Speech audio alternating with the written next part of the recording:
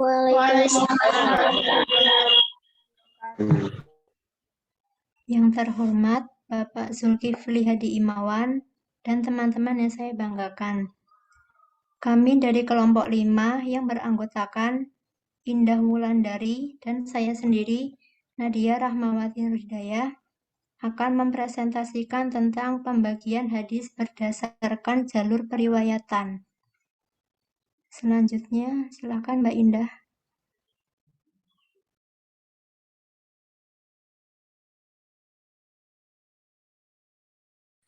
Baik, terima kasih Nadia atas waktunya.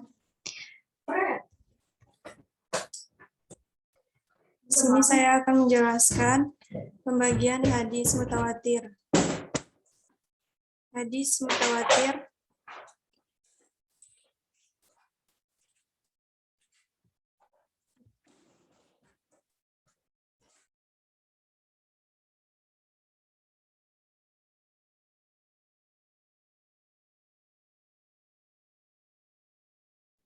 Hadis mutawatir adalah hadis yang diriwayatkan oleh sekelompok orang banyak yang mustahil secara logika mereka sepakat berdusta, dan jumlah tersebut konsisten terdapat pada semua tabaqat.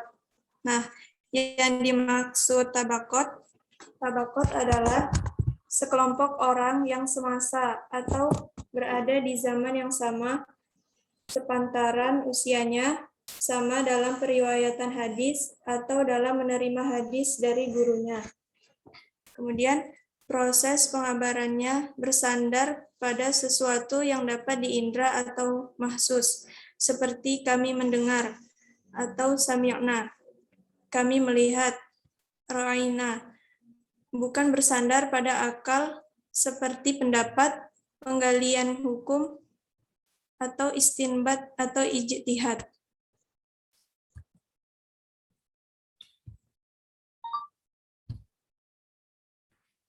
Kemudian hadis mutawatir dibagi menjadi dua, yaitu mutawatir lafzi.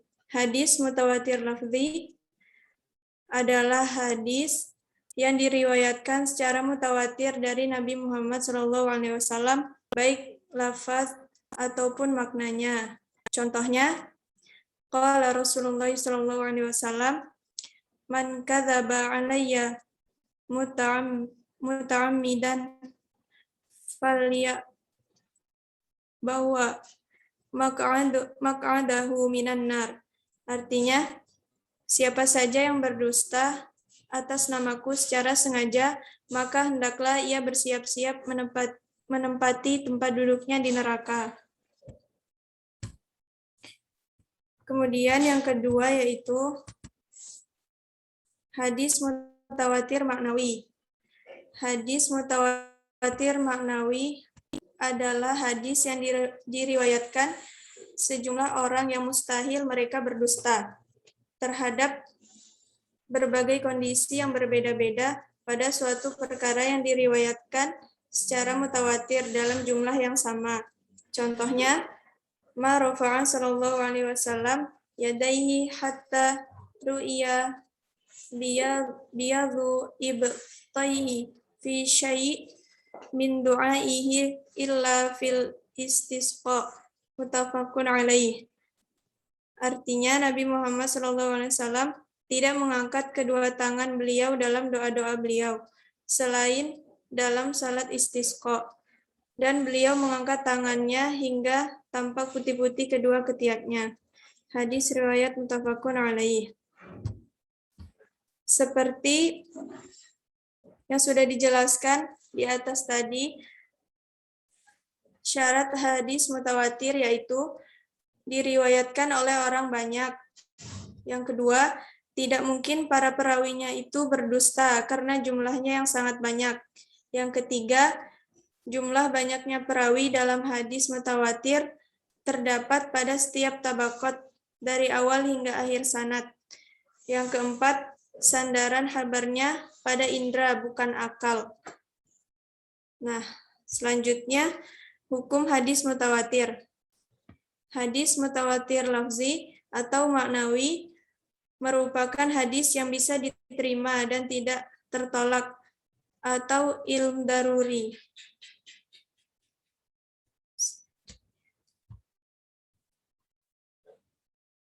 Selanjutnya Nadia. Terima kasih Mbak Indah atas waktunya. Yang kedua, hadis ahad.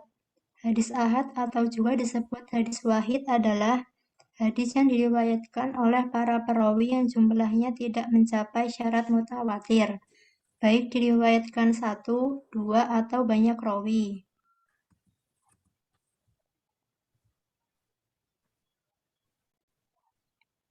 Pembagian hadis ahad dibagi menjadi tiga.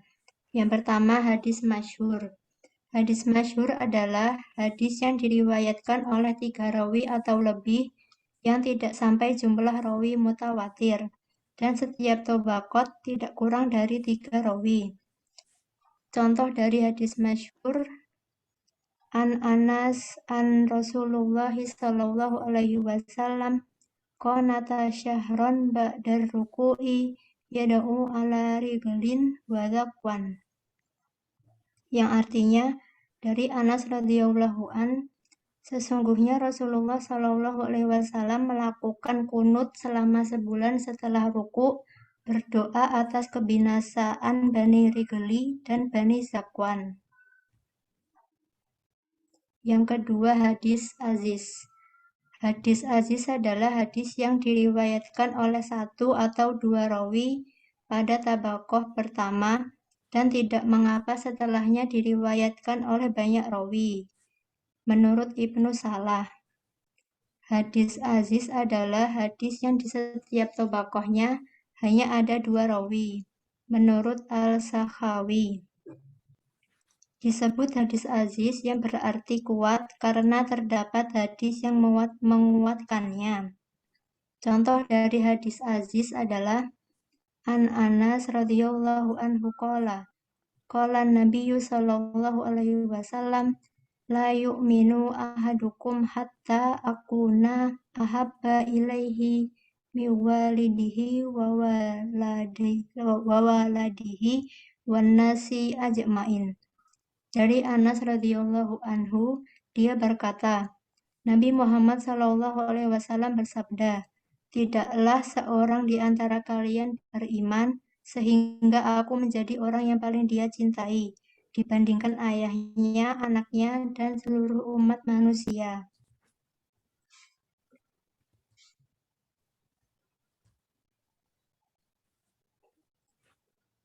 Yang ketiga, hadis gharib.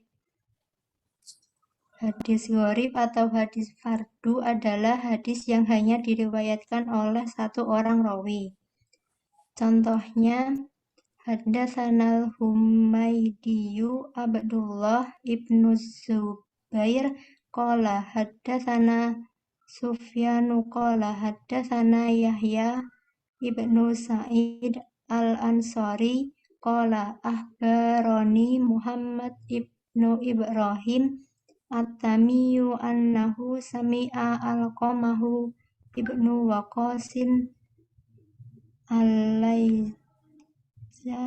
yaqulu sami'tu Umar ibnul Khattab radhiyallahu anhu alal mimbari qala sami'tu Rasulullah sallallahu alaihi wasallam yaqulu innamal a'malu binniyati wa innamal likulli imri'in ma nawa faman kanat hijratuhu ila dunya yusibu au ila amraati yankihuha fa hijratuhu ila ma hajara ilaih, yang artinya telah menceritakan kepada kami Al-Humaydi Abdullah bin Az-Zubair, dia berkata, telah menceritakan kepada kami Sufyan yang berkata, bahwa telah menceritakan kepada kami Yahya bin Sa'id al-Ansari berkata, telah mengabarkan kepada kami Muhammad bin Ibrahim At-Taimi bahwa dia pernah mendengar Alqamah bin Waqqas al-Laisi berkata,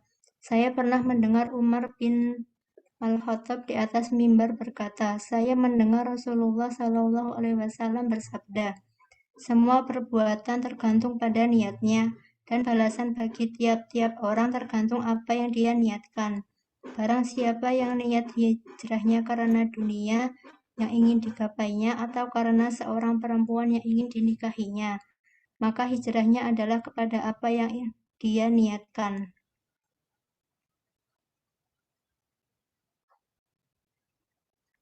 Hukum dari hadis masyhur, aziz, dan gharib. Karena di antara hadis aziz, gharib, dan masyhur itu yang paling banyak perawinya adalah hadis masyhur, yaitu dengan minimal 3 perawi atau lebih. Jadi persyaratannya lebih ketat dan banyak hadis masyhur yang tidak kuat. Tapi sekalinya hadis itu kuat bisa melebihi hadis aziz dan gharib. Intinya hadis masyhur yang paling kuat dan hukum dari hadis aziz dan gharib itu bisa hasan, sahih atau dhaif.